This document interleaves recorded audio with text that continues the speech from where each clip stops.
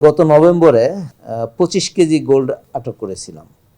গত জুলাইতে আমরা 16 কেজি, সর্বোচ্চ ছিল নভেম্বরে 25 কেজি, 25.81 কেজি, এরকম করে আপনি যদি গ্রাফটা দেখেন আস্তে আস্তে পিক থেকে নিচের দিকে নামছে।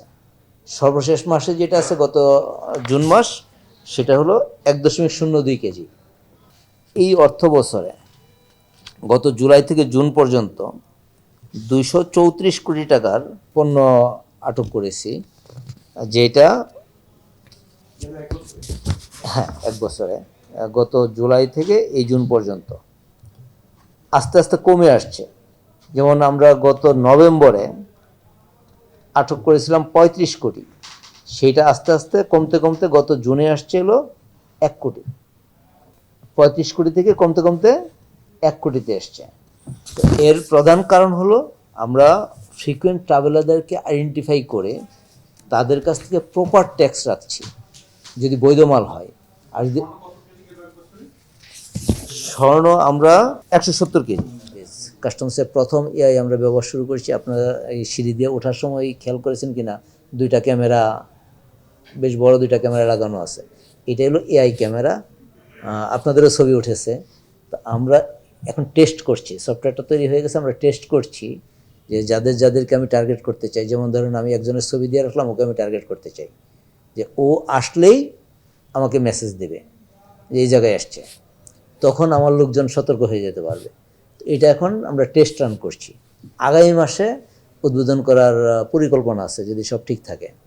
এইটা যদি আমরা এয়ারপোর্টে বাস্তবায়ন করতে পারি তাহলে এটা প্রথম হবে আমাদের এআই বেসড একটা সিস্টেম, এবং স্মাগলিংটা অথবা যারা ফ্রিকুয়েন্ট ট্রাভেলার, যারা মূল সমস্যাগুলো করে, তাদের পুরো বিষয়গুলো আমাদের এখানে চলে আসবে।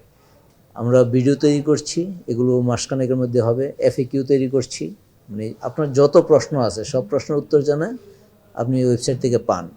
সেটা আমরা আমাদের আগামী মাসে কোনো একটা সময়, প্রবাবলি দ্বিতীয়ার্ধে আমরা এটা উদ্বোধন করবো ইনশাল্লাহ। আমাদের এই উদ্যোগগুলোর কারণে যেটা হয়েছে, ফ্রিকুয়েন্ট ট্রাভেলার কমেছে।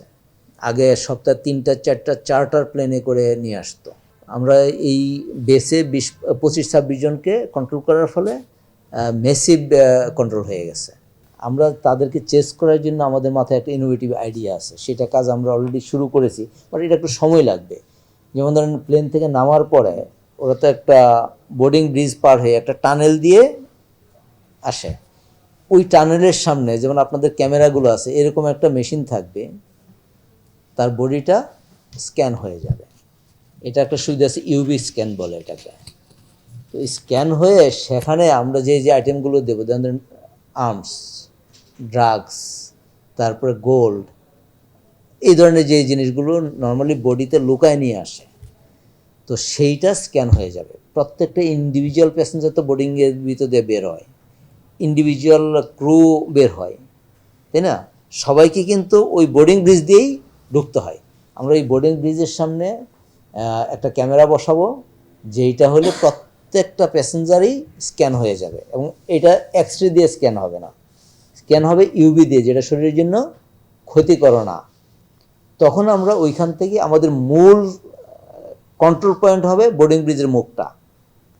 তো ওইটা যদি আমরা করি, যেমন দুবাই এয়ারপোর্টে এই কাজ করে, আপনার ইন্ডিয়া তো রিসেন্টলি কিছু শুরু করেছে, হিথ্রোতে এখন এই কাজটা করে, আরও বেশ কিছু এয়ারপোর্টে এই কাজ করে। ফলে ওদের কিন্তু স্মাগলিংয়ের রিস্কটা অনেক কম। প্যাসেঞ্জার বুঝবে না যে আসলে তাকে আমরা স্ক্যান করছি, বাট 100% প্যাসেঞ্জার স্ক্যান হচ্ছে, 100% প্যাসেঞ্জার স্ক্যান হচ্ছে, আইডেন্টিফাই হচ্ছে। তো আমরা এইটা চালু করব, চালু যখন হবে তখন দেখবেন যে আমাদের এয়ারপোর্টের সিকিউরিটি লেভেলটা মাশাআল্লাহ অনেক উপরে চলে যাবে, এবং এটাকে তখন কেরিয়ার হিসাবে ব্যবহার করব।